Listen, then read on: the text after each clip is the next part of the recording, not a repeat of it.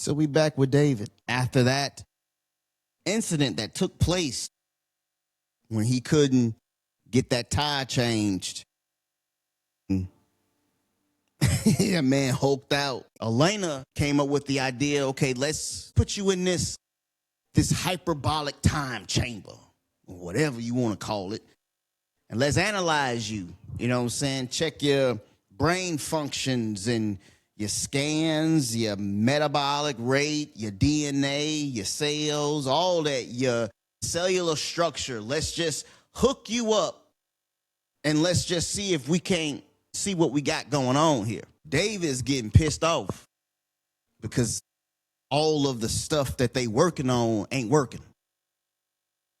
And he comes up with the idea of let's recreate the storm. And Elena is like, I don't think that's a good idea. And David getting pissed off. Damon's like, look, bitch, I'm in this 10-ton steel chamber that you can put me in. It's like being in a bank vault, okay? Let's just try it and see what the fuck we got going on here. David get mad. So Elena was like, look, man, I ain't finna be here. We done everything we can do, David. Why about you just come on up out of here? So she goes off. David lays down and goes to sleep. Now, if you're not familiar with that, that can be a dangerous thing because dreams has a way of feeling real. And David, as he's sleeping, he starts dreaming. He get a little bit weary. David is in there dreaming and he's getting mad because the dream feel real. David is laying down. He's going through it, man, sweating. He getting mad. Look at him. I can't fucking save her. I can't save her. He going through it. And then he hulked out. And when them eyes come, baby, your ass better run. David is trying to get out. This girl's scared for her life right now. And David is just trying his best. He hulked out. He too far gone. David gets out of the chamber. So she trying to be like, yo, it's okay. She's telling him it's okay. She see that David got a scratch on his hand. And she's like, this is a perfect opportunity for me to just grab a little sample of your DNA when you're like this, okay? So listen, calm your ass down, okay? And let me get a sample of you while it's fresh. She sits him down calmly. She don't even know what the fuck she just witnessed. He comes back and he's like, it's anger. Anger is what triggers it. Not being able to save your loved one, anger. So after the Hulk out, after he done hulked out, she's looking at the scans and everything. And they got a plan together, you know, to get this thing underneath control. The police showed up because of all that commotion. And with the police comes the press. This guy right here, this man right here is Jack McGee. Jack McGee is a damn good reporter, journalist, but he's struggling to get him a story because everybody think his stories are crazy and shit like that. But Jack know he got something here because after the incident that took place at the lab, he had a shoe print. Look at that big ass feet. Look how he looking. He looking like, nah, I know y'all motherfuckers lying. Somebody in there knows something. Ain't nobody big like that gonna make that goddamn print. Even that cop looking at them like, what the fuck you got going on here? Jack talking about, listen, cuz I know y'all got something going on here, and I'm about to find it the fuck out. Now you can either get with it or you ain't gonna get with it, all right? But I'm gonna get up in this goddamn building. That man's sneaking around. You see what I'm saying? Going places where you ain't got no business going. This man looking for an opportunity. He out there looking. So when them folks drove off, he said, I'm finna get up in that motherfucker and I'm finna see what we got going on up in here. Jack's very perceptive. He go in there, he's looking, and he see that big ass footprint. He broke in. He saw the footprint. Same footprint that he had a cast of. So he know that monster was in there somewhere. So Jack is like, look, man, I know you know what I'm talking about, okay? I see the goddamn footprint over there.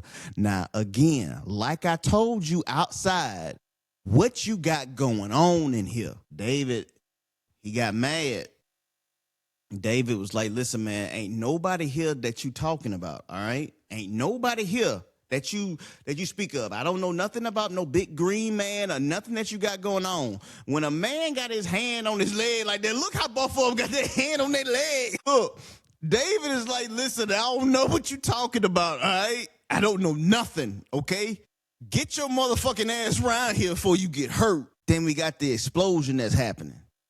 Explosion going everywhere. It's chaos. It's going crazy. David couldn't save her, but guess what? The Hulk can.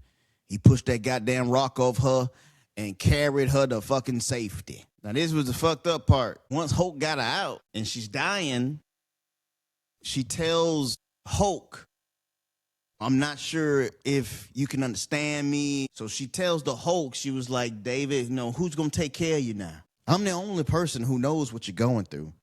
But then she drops the bomb on his ass, though. She said, David, I loved you for a long time. I always loved you. And I always will. The Hulk felt it. He felt it. Look at him. It's over with. And she gone, man. Hulk ain't never had that. Man, hurt. That's the first time Hulk ever experienced loss. David experienced the loss, but now Hulk experienced the loss.